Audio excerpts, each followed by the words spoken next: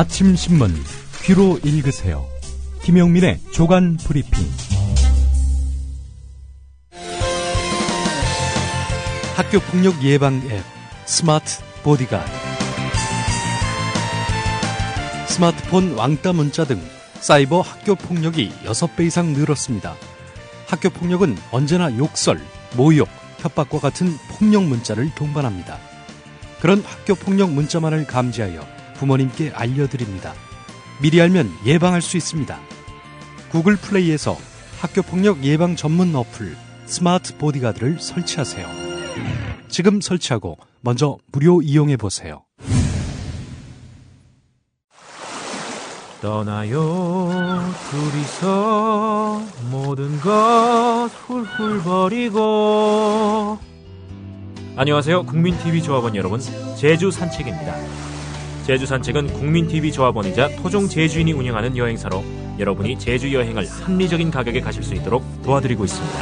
금액은 얼마지? 믿을 수 있을까? 바가지 씌우지는 않을까 하는 불안들 모두 날려버릴 수 있는 여행사 제주 산책. 국민TV 조합원이자 토종 제주인이 운영하는 제주 산책. 문의는 064-749-3330. 제주도 여행을 가려고 고민 중이라면 검색창에 제주 산책을 검색해보세요. 네, 우원식 의원과의 인터뷰 일정 때문에 조간 브리핑을 좀 뒤로 미뤘습니다. 김용민 PD로부터 조간신문 브리핑 다소 좀 늦게 받아보시겠습니다. 네, 우원식 의원이 바로 제 옆 지역구였는데 예. 뭐 감회가 새롭네요. 예. 한 번은 되고 한 번은 안 된 차이죠. 예. 노원을이었고 제가 노원갑이었습니다. 갑의 운명이 을의 운명만 못하네요. 예, 보니까. 예. 예. 오늘 첫 곡지 어떤 기사 꼽으셨습니까? 한겨레 일면 기사입니다. 김관진 국방부 장관이 사이버 사령부의 대선 개입 이거 보고 받았다는 겁니다. 그동안은 이제 보고 받지 않았다. 보고받지 않았다 정도가 아니라 자신은 보고받지 않는다. 이런 이야기를 했었어요. 국회에서 이런 말을 했습니다. 그러니까 결국 국회에서 거짓 답변한 거 아니냐. 이런 의혹을 가질 수밖에 없는 겁니다. 2012년 대통령 선거와 국회의원 총선 당시에 국군 사이버 사령부 심리전단의 대남 심리전 대응 작전 결과를 이제 보고받은 것으로 드러났다는 겁니다. 자, 이 내용은 어떻게 알게 됐냐면요. 사이버 사령부의 대선 개입 의혹 사건 수사를 맡고 있는 국방부 조사본부의 한 관계자가 민주당 진성준 의원에게 말을 했다는 겁니다. 사이버 사령부가 국방부 장관에게 국내외에 그 1일 사이버 동향 1개, 북한의 대남 심리전 대응작전 결과 1개 등 2가지 상황 보고를 했다는 겁니다. 예. 자, 결국 김관진 국방부 장관이 이 정치 관여 내용이 포함된 작전 보고를 받았음에도 불구하고 이를 묵과했다는 거 아니겠습니까? 군의 정치 개입 활동을 방조한 것이다, 이렇게 봐야 할 것입니다. 더구나 장관이 사이버 사령부의 정치 관여에 대해서 자신의 책임을 회피하기 위해서 국회에서 위증을 한 것이라면은 이건 뭐 정치적 책임뿐만 아니라 법적 책임도 져야 하겠죠. 한겨레 일면 기사가 이러합니다. 예, 민주당 진성준 의원이 그런 사실을 들었다고 하니까 네. 또 민주당 입장에서는 대응을 해야 되겠군요. 그렇습니다. 예. 한편 김관진 장관은 한겨레 기자가 계속 전화를 했지만은 뭐 답변하지 않았다고 합니다. 경향신문 사면 기사로 가보겠습니다. 원희룡 전 의원이 이런 말을 했네요. 새누리당에서 자기 보고 제주지사 안 나가면은 두고 보자고 했다, 이렇게 말이죠. 지금 여권에서는 홍문종 사무총장, 서청원 의원 등 실세들이 나서서 출마를 고사하는 후보들에게 설득 반, 협박 반 이러면서 전방위적인 공세를 펴고 있다는 겁니다. 예. 원내대표에 도전해야 하기 때문에 경기지사 안 나간다, 이런 남경필 의원에게는 또 출마를 안 하면 원내대표를 할 수 있겠느냐, 이렇게 협박했다고 합니다. 출마를 하면 원내대표 못하죠. 예. 출마를 안 하면 원내대표를 할 수 있겠느냐. 이거 뭐 무슨 말이에요, 이게 도대체. 원내대표 선거도 선거 아닙니까? 거기에도 출마를 해야 되잖아요, 일단. 글쎄 말이에요. 예. 참. 자, 제주지사 출마를 고사한 원희룡 전 의원에게는 거부하면 당에서 정치하기 어려울 것이다. 그러면서 두고 보자, 이런 말을 했다는 겁니다. 지금 이런 압박은 황우여 대표도 받고 있는 모양입니다. 인천시장 출마 요구 지금 받고 있다고 하는데요. 자, 이 공교롭게도 현재 그 지목된 차출론 대상이 된 남경필 의원, 원희룡 전 의원 등 이런 분들 보면은 대부분 비주류란 점이 이 뒷말을 낳고 있습니다. 예. 비박근혜의 핵심을 다 내보내서 결국 떨어뜨리게 함으로써 말살시키려는 것 아니냐.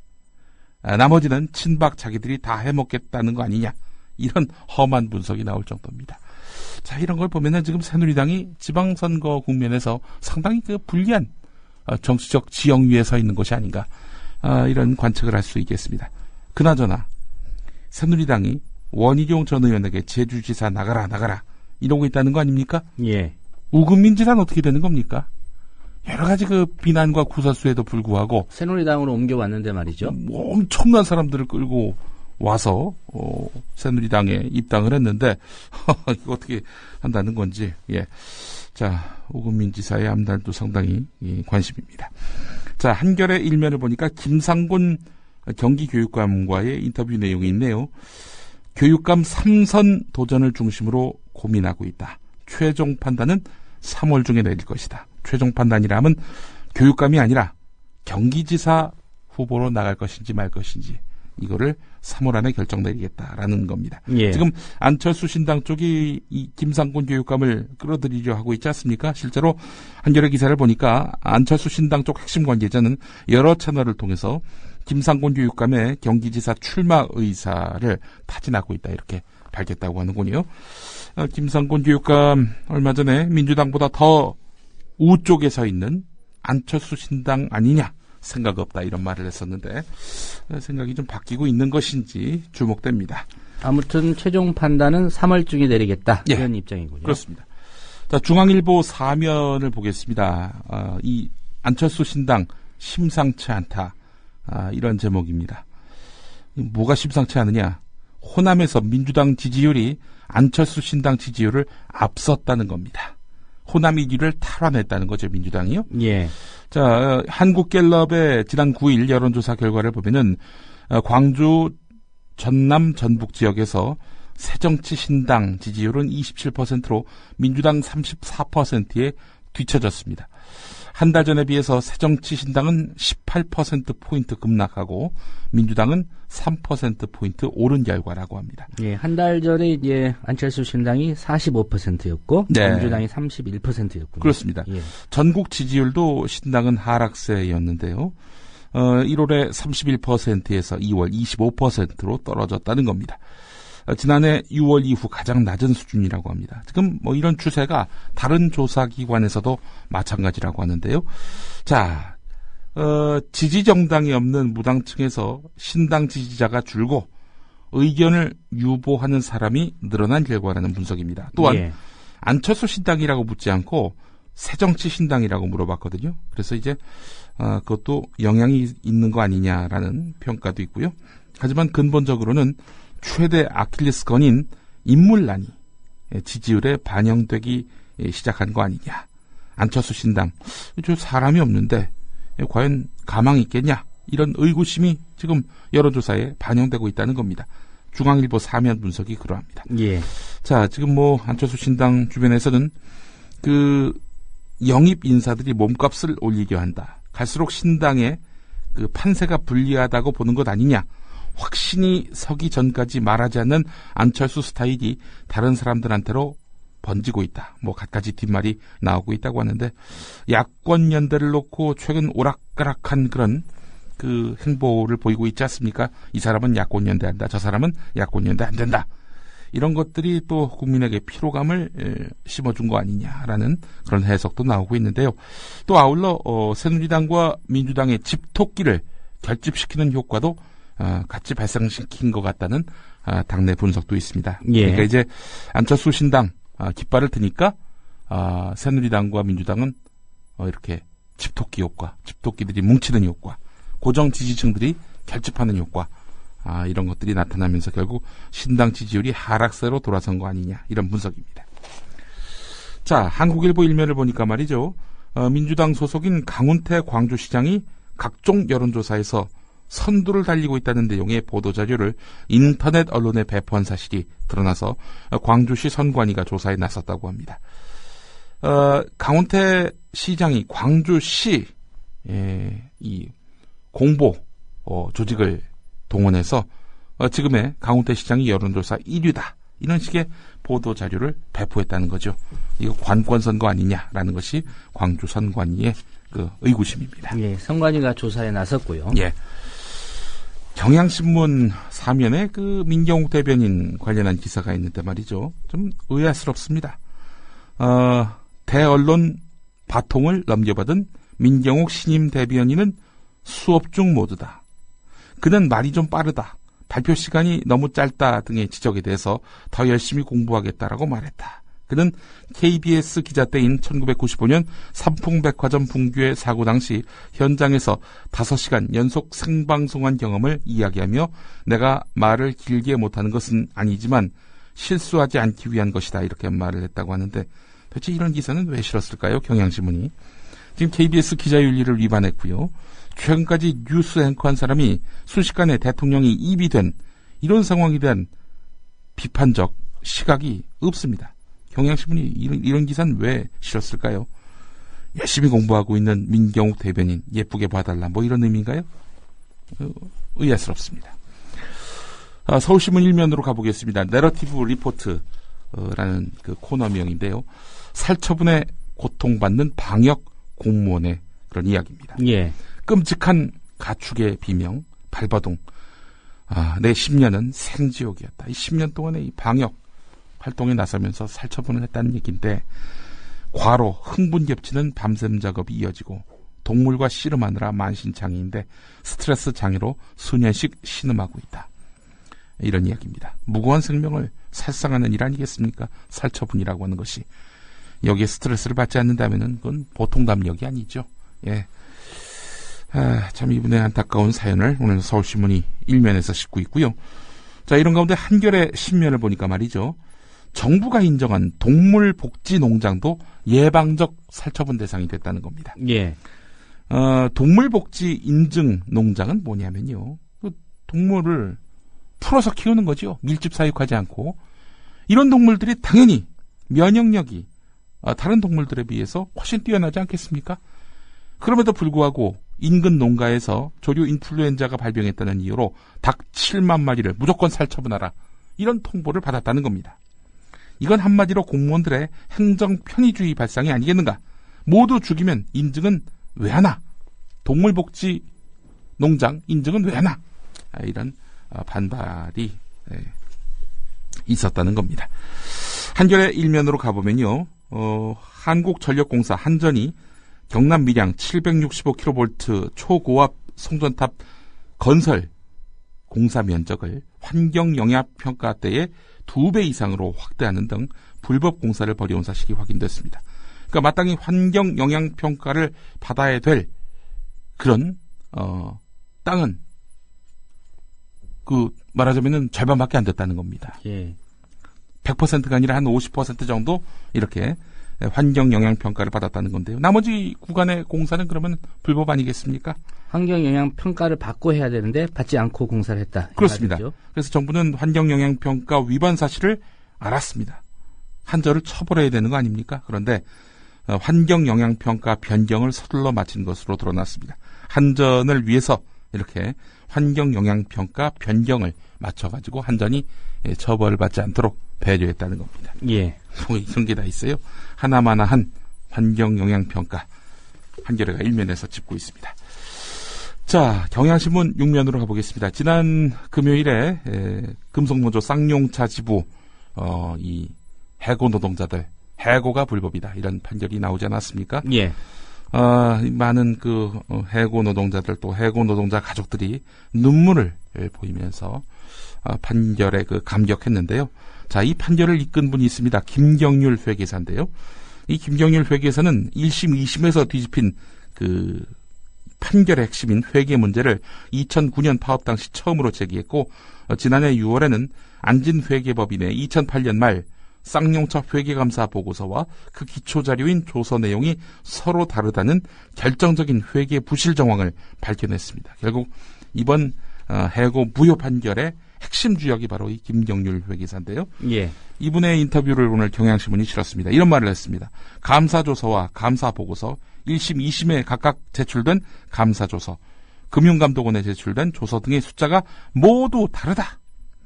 10원 단위까지 맞춰야 하는 것이 회계다. 예를 들어서 감사조서와 감사보고서에서 1,600만 원의 차이가 났는데 이걸 단순 오류로 치부하고 그리고 이 서울대 최종학 교수 이 양반 같은 경우 무려 1,000억 원이 넘는 돈의 차이를 미미한 차이라고 해버렸다는 거죠. 예. 회계 조작을 드러내지 않으려고 하다 보니까 곳곳에서 나타난 것 같다 이렇게 지적을 했는데요. 자, 이거 이런 일들이 발생하는 이유는 뻔합니다. 회계법인과 고객인 회사는 일종의 갑을 관계라는 거죠.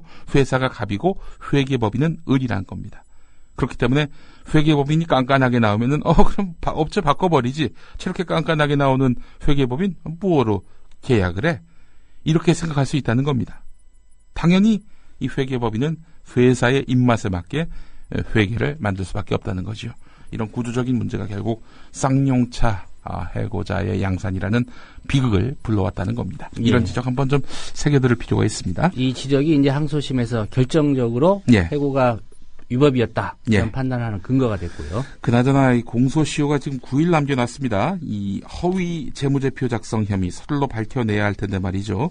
그래서 검찰이 쌍용차 회계 조작 수사를 재개하기로 했다고 하는데, 근데 허위 감사 보고기 때문에 이거는 범죄 시효가 이 9일 앞이 아니라 4월 7일로 연장돼야 한다라는 그런 내부 목소리도 나오고 있는 상황입니다. 관련한 기사가 한겨레 6면에 있습니다. 예. 자, 김용판 무죄와 관련해서 법조계가 이율 배반이다 이렇게 지적하고 있는데요. 핵심 쟁점인 그 분석 범위 제한. 그러니까 분석 범위 제한과 관련한 쟁점은요. 서울경찰청 사이버 분석팀이 이 김하영 씨, 국정원 직원 김하영 씨의 하드디스크 분석 범위를 2012년 10월 이후 3개월 동안 작성한 문재인, 박근혜에 대한 비방 지지글에 해당하는 자료로만 제안을 했는데 박근혜, 문재인이 거론되지 않은 자료들에 대해서는 제대로 분석을 못했다는 거 아니겠습니까? 이렇게 되면 과연 국정원의 선거 개입을 확인할 수 있었고 또 그런 국정원의 선거 개입과 관련해서 이거는 선거 개입이 아니다라고 서울경찰청이 서둘러 판단하게 된 그 배경을 정확하게 짚을 수 있겠느냐. 따라서 분석 범위를 제한한 상황에서 내린 법원의 김용판 무죄 판결은 상당히 문제가 있다라는 지적 오늘 경향신문과 한겨레가 짚고 있습니다. 예. 자, 이 검찰 지금 마땅히 이 문제와 관련해서 제대로 된 그런 그 항소 논리를 개발해야 될 텐데 글쎄요. 김용판 무죄에도 지금 미온적 대응이라고 오늘 국민일보가 신면에서 다루고 있는데요. 김진태 총장 일기진용을 갖췄는데 정치적 민감한 사건에 대해서는 지금 머뭇거리고 있다는 겁니다. 이거 말고도 대화록 무단 열람, 유출 의혹 218일째 제자리 걸음이고요. 최동욱 전 검찰총장 혼외자 의혹 정보 유출 사건 137일째 진전을 못 보고 있다는 겁니다. 미적대는 검찰, 국민일보 신면 제목입니다. 예. 한겨레 기사 보겠습니다. 오늘 12면에 저는 주목을 했는데요. 이석기 통합진보당 의원의 내란 음모 사건과 관련해서 검찰이 34년 전에 김대중 전 대통령의 내란 음모 사건 판결을 내란 음모 구성 요건의 근거로 제시한 것으로 확인됐습니다. 내란 음모, 선동주의 경우 세부 실행 계획이 필요 없다. 김대중 때도 그러지 않았느냐 이렇게 주장을 했다는 겁니다.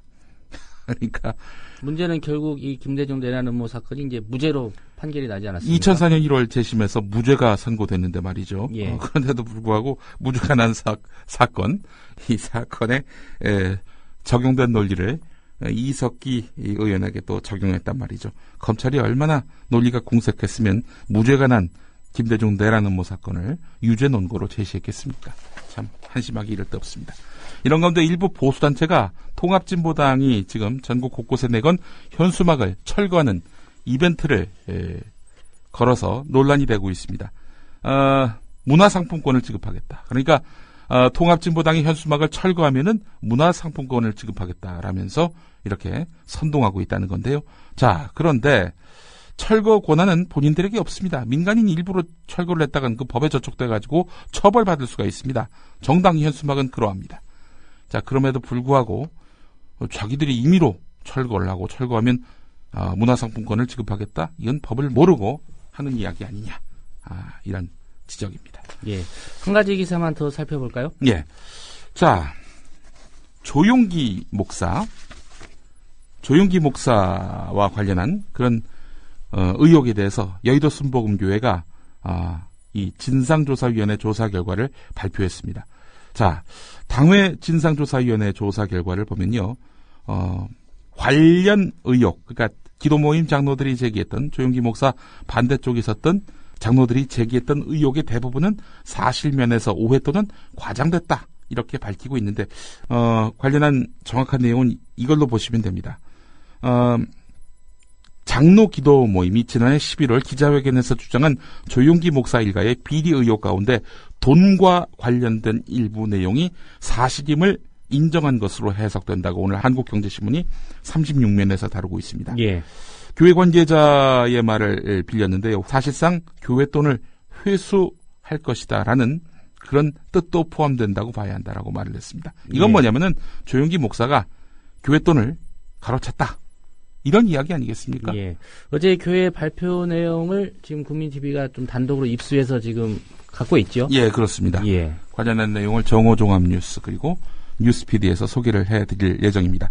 자, 그렇다면 오늘 조용기 목사의 둘째 아들인 조민재 씨가 회장으로 있는 국민일보는 어떻게 보도하느냐? 한 줄도 안 나왔습니다. 한 줄도. 지난해 12월 13일자 국민일보는 조용기 목사를 비방했던 일부 장로들, 그들의 주장은 대부분 거짓으로 확인됐다. 그리고 16일자 사설에서는 이런 허위 주장을 일삼는 장로들, 여의도 순복음교회가 단호히 대처해야 한다. 이렇게 주장을 했었는데, 이른바 교회 중간조사 결과를 이제 입수했다며 이렇게 보도했는데, 네. 최종 조사 결과가 나왔는데 그거는 예. 한 줄도 보도를 안 했단 말인가요? 예, 최종 조사 결과는 조용기 목사의 회계 부정이 있었던 것으로 확인됐다. 이런 겁니다. 예, 그래서 보도를 안 한 건가요? 알 수 없습니다. 예, 오늘 여기까지 듣겠습니다. 예. 김용민 PD였습니다.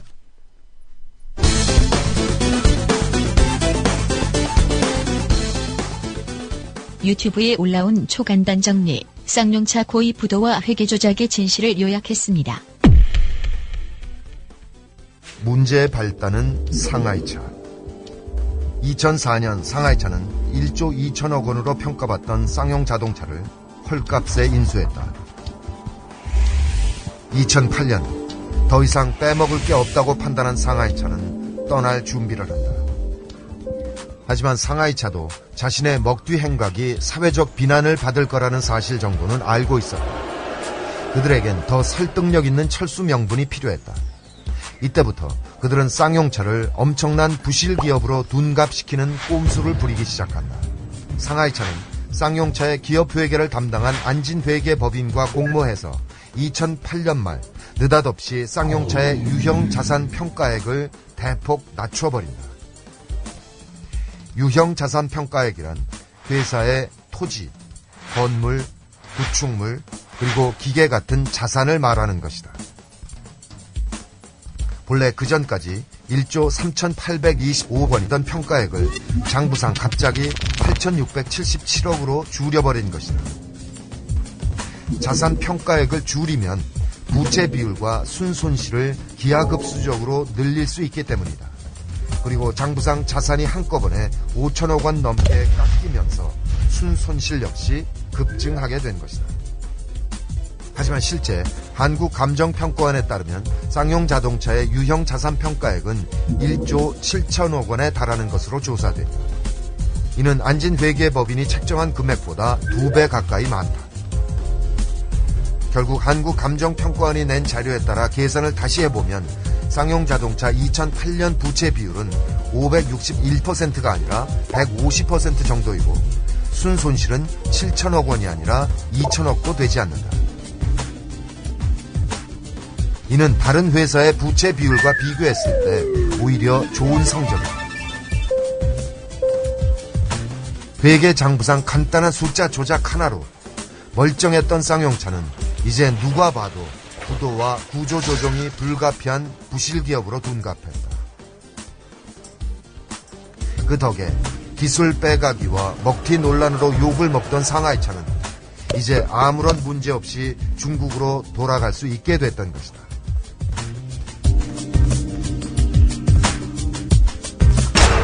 결국 이 회계 조작으로 아무 잘못 없는 노동자들이 해고당합니다.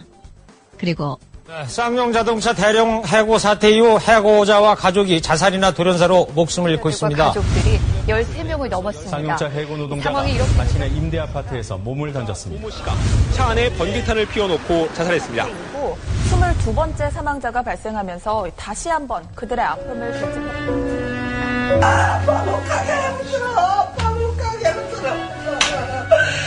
일어나는 게 아빠 못 가게 해요.